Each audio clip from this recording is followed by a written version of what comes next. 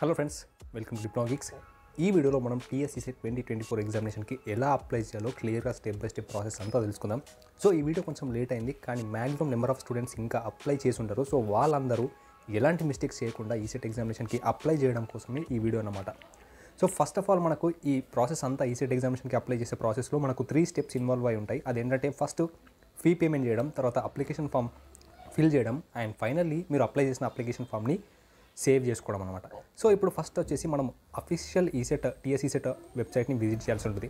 ఇక్కడ మీరు స్క్రీన్లో చూడొచ్చు. ఫస్ట్ స్టెప్ వచ్చేసి మనకు అప్లికేషన్ ఫీ పేమెంట్ అనమాట. అండ్ ఇక్కడ చూసుకున్నట్టయితే మనం ఇక్కడ అప్లికేషన్ ఫీ పేమెంట్ అని క్లిక్ చేసిన వెంటనే మనకి ఇలా పోర్టల్ అనేది ఓపెన్ అవుతుంది.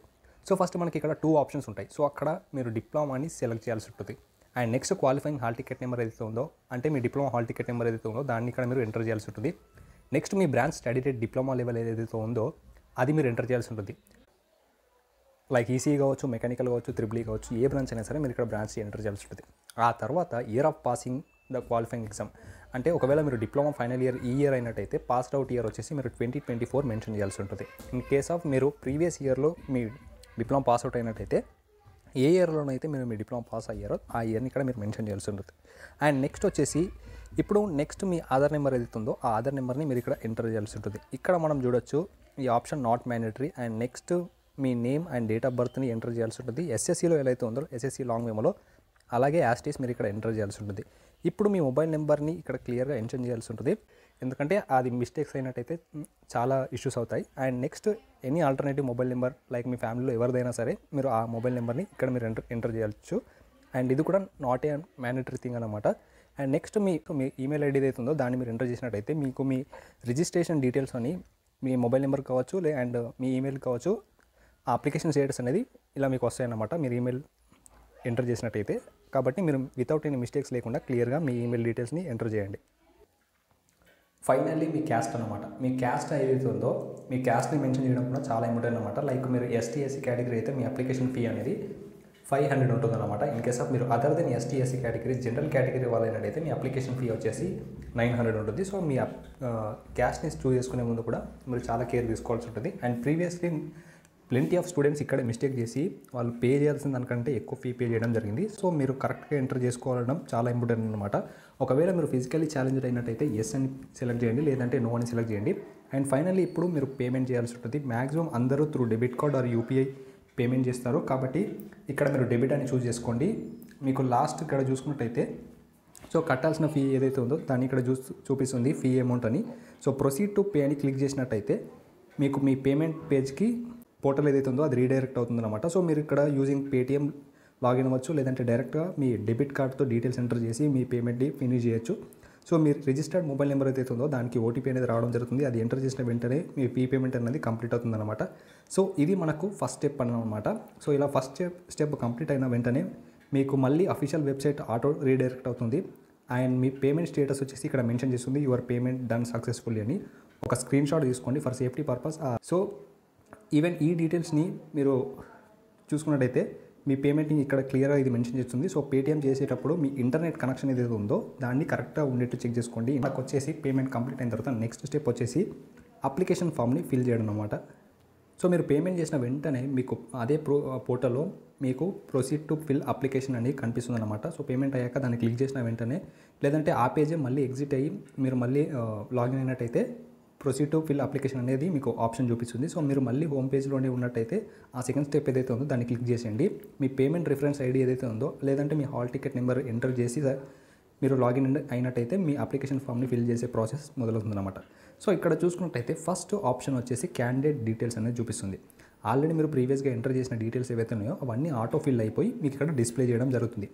మీరు ఇక్కడ father name and mother name అనేది ఎంటర్ చేయాల్సి ఉంటుంది. And next me date of birth and state and me district కూడా చూస్ చేసుకోవాల్సి ఉంటుంది.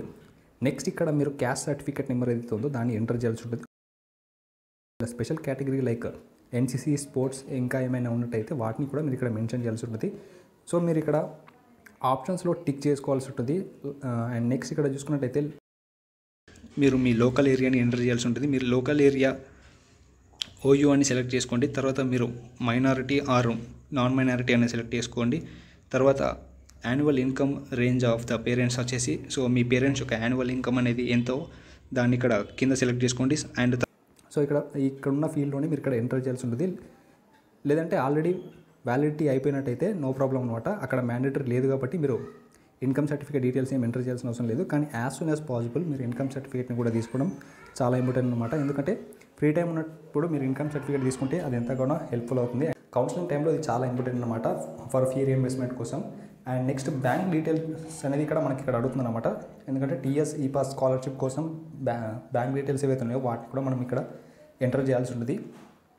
సో ఇది కూడా నాట్ మ్యాండేటరీ, ప్రస్తుతానికైతే ఇది నాట్ మ్యాండేటరీ అనమాట. అండ్ మీరు ఆల్రెడీ డిప్లొమా బ్యాంక్ అకౌంట్ తీసుంటారు కాబట్టి ఫర్ స్కాలర్షిప్, సో అదే బ్యాంక్ అకౌంట్ డీటెయిల్స్ని మళ్ళీ మీరు ఇక్కడ ఎంటర్ చేయొచ్చు. అండ్ నెక్స్ట్ స్టెప్ వచ్చేసి అడ్రస్ అన్నమాట. మీ అడ్రస్ ఇక్కడ క్లియర్గా మీరు ఎంటర్ చేయాల్సి ఉంటుంది. Like me house number, district, mandal and me pin code కూడా మీరు ఇక్కడ క్లియర్గా మెన్షన్ చేయాల్సి ఉంటుంది. అండ్ నెక్స్ట్ స్టెప్ వచ్చేసి క్వాలిఫైయింగ్ ఎగ్జామ్ అనమాట. ఇక్కడ ఆటో ఫిల్ అయి ఉంటుంది. అండ్ మీరు ప్రీవియస్ స్టెప్లో ఏవైతే ఎంటర్ చేసి ఉంటారో ఆ డీటెయిల్స్ అన్ని ఇక్కడ ఆటోమేటిక్గా ప్రొజెక్ట్ అవుతాయి అన్నమాట. Only college code and college name enter చేయాల్సి ఉంటుంది. అండ్ కాలేజ్ కోడ్ తెలియకపోతే మీ పిన్ నెంబర్లో కూడా మీ కాలేజ్ కోడ్ అనేది ఉంటుంది. స్టార్టింగ్లో ఉన్న టూ డిజిట్స్ తర్వాత మీ కాలేజ్ కోడ్ అనేది మెన్షన్ చేసి ఉంటుంది. ఒకవేళ తెలియకుంటే మీ ఫ్యాకల్టీ ఎవరైతే ఉన్నారో మీ ఫ్యాకల్టీ మెంబర్స్ని కాంటాక్ట్ అయ్యి, లేదా మీ కాలేజ్ వెబ్సైట్ ఉంటే మీ కాలేజ్ వెబ్సైట్ని విజిట్ చేసి మీ కాలేజ్ కోడ్ ఏంటో తెలుసుకోండి. అండ్ నెక్స్ట్ వచ్చేసి మీరు మీ ఎస్ఎస్సి డీటెయిల్స్ ఎంటర్ చేయాల్సి ఉంటుంది. Like SSC hall ticket number and passing month అనేది ఇక్కడ అడుగుతుంది కాబట్టి వాటిని కూడా మీరు ఇక్కడ ఎంటర్ చేయాల్సి ఉంటుంది. And are you studied intermediate అంటే నో అని చూస్ చేసుకోండి. ఒకవేళ మీరు ఓపెన్ ఇంటర్ చేసినట్టయితే మళ్ళీ డిప్లొమాలో జాయిన్ అయితే ఎస్ అని పెట్టొచ్చు. కానీ ఇన్ కేస్ ఆఫ్ మీరు వితౌట్ ఓపెన్ ఇంటర్ మీరు డిప్లొమా మాత్రమే చేసినట్టయితే నో అని పెట్టండి. And next place of study దగ్గర మీరు 6th క్లాస్లో ఏ డిస్ట్రిక్ట్లో ఏది చదువుకున్నారో అది మెన్షన్ చేయండి. And 7th, 8th and 9th అలా డిప్లొమా వరకు అన్ని క్లియర్గా అడుగుతుంది కాబట్టి ప్రతి ఇండివిజువల్ క్లాస్కి మీరు ఇక్కడ డీటెయిల్స్ మెన్షన్ చేయాల్సి ఉంటుంది. సో ఇలా ఆప్షన్ క్లిక్ చేసి మీరు చదువుతున్న స్కూల్ అండ్ కాలేజ్ డిస్ట్రిక్ట్ చూస్ చేసుకున్నట్టయితే సరిపోతుంది అనమాట.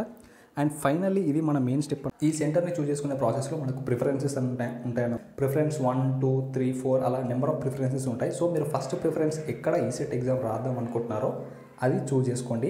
అండ్ నెక్స్ట్ ప్రిఫరెన్స్ వచ్చేసి మీ నియర్ బై డిస్ట్రిక్ట్ ఏదైతే ఉందో దాన్ని చూస్ చేసుకోండి. అలా 4 నెంబర్ ఆఫ్ ప్రిఫరెన్సెస్ని మీరు చూస్ చేసుకున్నట్టయితే సో ఫాస్ట్గా అప్లై చేసుకుంటే ప్రిఫరెన్స్ 1 సెంటర్లోనే వస్తుంది మ్యాక్సిమం. ఎందుకంటే మీరు by the end of last date application ఉన్నప్పుడు మీరు అప్లై చేసుకున్నట్టయితే మీరు ఫస్ట్ చూస్ చేసుకున్న సెంటర్లో మీ సెంటర్ రావడం కాకుండా మీరు లాస్ట్లో చూస్ చేసుకున్న దాంట్లో వస్తుంది. సో అలా జరగకూడదంటే స్టార్టింగ్ డేట్స్ ఆఫ్ అప్లికేషన్లోనే మీరు మీ అప్లికేషన్ని ఫిల్ చేయాల్సి ఉంటుంది. And finally me recent passport size photo ఏదైతే ఉందో దాన్ని 50 KB కంటే తక్కువగా మినిమైజ్ చేసి దాన్ని మీరు ఇక్కడ అప్లోడ్ చేయాల్సి ఉంటుంది. అండ్ అదేవిధంగా మీరు మీ నెక్స్ట్ సిగ్నేచర్ కూడా 30 KB కంటే తక్కువగా ప్రాసెస్ చేసి దాన్ని మీరు ఇక్కడ అప్లై చేయాల్సి ఉంటుంది. సో మీ ప్రాసెస్ అంతా ఫినిష్ అయిపోయినట్టయితే సో ఇక్కడ లాస్ట్గా ఉన్న డిక్లరేషన్ ఫామ్ ఏదైతే ఉందో దాన్ని చెక్ చేసి మార్క్ చేయాల్సి ఉంటుంది. సో అలా మార్క్ చేసి ఫైనల్గా సేవ్ అనే బటన్ ఉంది కాబట్టి ఆ సేవ్ అనే బటన్ పైన మీరు క్లిక్ చేసి ప్రివ్యూ కొట్టేసి ప్రివ్యూ తర్వాత మీరు సబ్మిట్ పైన క్లిక్ చేసినట్టయితే మీ అప్లికేషన్ ఫామ్ ప్రివ్యూ వచ్చి ఆటోమేటిక్గా సబ్మిట్ అయిపోతుంది అనమాట. అంతా కరెక్ట్గా ఉన్నాయని ప్రివ్యూలో క్రాస్ చెక్ చేసుకోండి. మీ డీటెయిల్స్ అన్నీ సరిగ్గా ఉన్నాయా లేదని వెరిఫై చేసుకోండి. ఆ తర్వాతే మీరు కన్ఫర్మ్ అండ్ ఫ్రీజ్ అనే బటన్ని క్లిక్ చేయండి. ఇన్ కేస్ ఆఫ్ మీకు మళ్ళీ ఏమైనా డౌట్ ఉన్నట్టయితే మళ్ళీ ఎడిట్ చేసుకునే ఆప్షన్ కూడా ఉంటుంది. సో అప్పటికప్పుడే మీరు ఎడిట్ చేసుకోండి. అప్లికేషన్ ఫామ్ని ప్రింట్ చేసుకోవచ్చు, లేదంటే PDF ఫార్మాట్లో డౌన్లోడ్ కూడా చేసుకోవచ్చు. సో మీరు ఇక్కడ కన్ఫ్యూజ్ అవ్వాల్సింది ఏం లేదని, అప్లికేషన్ ఫామ్ అన్న రిజిస్ట్రేషన్ ఫామ్ అన్న రెండు same. So application and hall ticket అనేది రెండు చాలా ఇంపార్టెంట్. ఈసెట్ ఎగ్జామ్ అప్పుడు తీసుకెళ్లాల్సింది ఇవే రెండు ఇంపార్టెంట్ థింగ్స్. సో ఎగ్జామ్కి ముందు మేము మళ్ళీ క్లియర్గా వీడియో చేస్తాం. ఏమేమి డాక్యుమెంట్స్ కావాల్సి ఉంటుంది, ఏమేమి డాక్యుమెంట్స్ తీసుకెళ్లాల్సి ఉంటుంది during the time of examination. And ఎగ్జామ్కి వెళ్ళే ముందు కావాల్సిన యూస్ఫుల్ ఇన్స్ట్రక్షన్స్ అన్నీ మేము క్లియర్గా మీకు ఎక్స్ప్లెయిన్ చేస్తాం. ఒకవేళ మీరు అప్లికేషన్ ఫామ్ మిస్ అయితే మళ్ళీ డౌన్లోడ్ చేసుకోవచ్చు. సో డౌన్లోడ్ చేసుకోవాలనుకుంటే జస్ట్ అఫీషియల్ వెబ్సైట్ ఏదైతే ఉందో అఫీషియల్ వెబ్సైట్ని విజిట్ చేసి సో ప్రింట్ యువర్ అప్లికేషన్ అనే లింక్ మీద క్లిక్ చేసినట్టయితే మీ డీటెయిల్స్ ఎంటర్ చేస్తే సరిపోతుంది. ఆటోమేటిక్గా మీ అప్లికేషన్ ఫామ్ ఏదైతే ఉందో అది మీకు డౌన్లోడ్ అయిపోతుంది అనమాట. మనకున్న ప్రాసెస్ ఈసెట్ ఎగ్జామినేషన్ 2024కి. So from the team of diploma geeks we wish all the best for the entire students who are going to attend ECET examination 2024. So prepare as soon as possible. So మీ ప్రిపరేషన్ని వీలైనంత ఎర్లీగా complete చేయండి and పర్ఫెక్ట్గా complete చేయండి. And ఇంకా ఏమైనా doubts ఉన్నట్టయితే కన్ఫర్మ్గా కామెంట్ సెక్షన్లో మెన్షన్ చేయండి. అండ్ మీకు ECET related every update and preparation related resources కావాలనుకుంటే కన్ఫర్మ్గా మన డిప్లొమా గీక్స్ గ్రూప్లో జాయిన్ అవ్వండి. Thank you for watching.